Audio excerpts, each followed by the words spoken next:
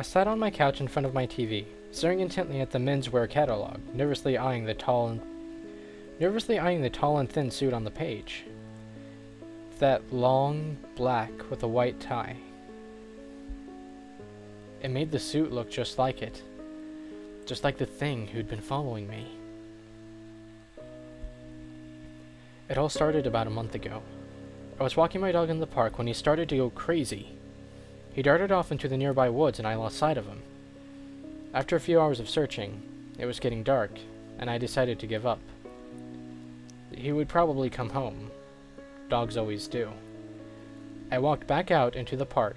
It was about 7 o'clock, and the park was dimly lit by the poorly maintained lampposts.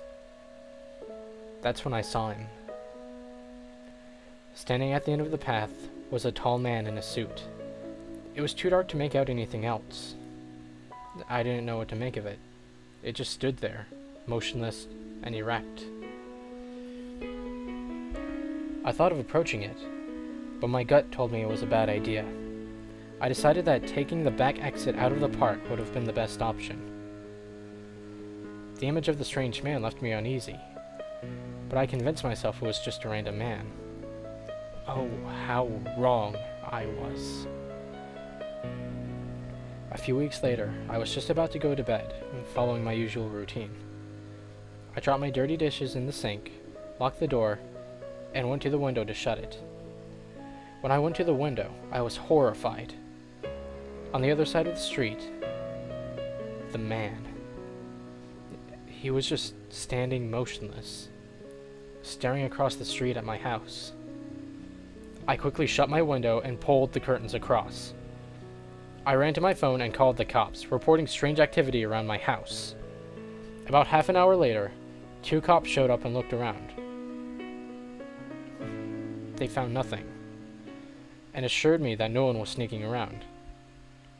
I didn't believe them.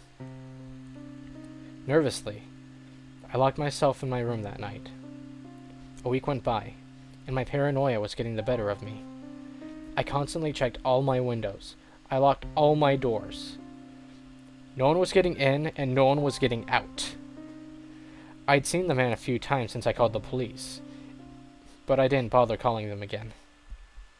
This was a matter that they couldn't help me with. I felt like I was being watched, constantly. I slept with the lights on. The noises outside were getting louder, but I ignored them. Then, it happened. I opened my eyes, and the tall man was no more than 5 feet from the end of my bed.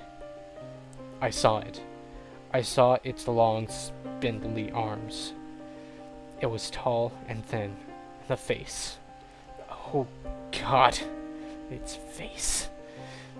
There's nothing more terrifying than that. I immediately leapt out of bed, screaming as its appendages shot towards me. I crashed into a ball in the corner of the room and shut my eyes. I didn't want to open them. I couldn't see it again. I waited. When I opened my eyes, it was morning, and it was gone. The incident that occurred that night shook me to my core. I boarded up my doors and windows, grabbed my father's 12-gauge from the attic, and kept it with me. I'm sitting here, looking through old magazines and catalogs. I can see its reflection in the screen of my television. I know it's standing right behind me. I don't want to see it again. Oh God, I don't want it looking at me anymore. You know, the shotgun is loaded.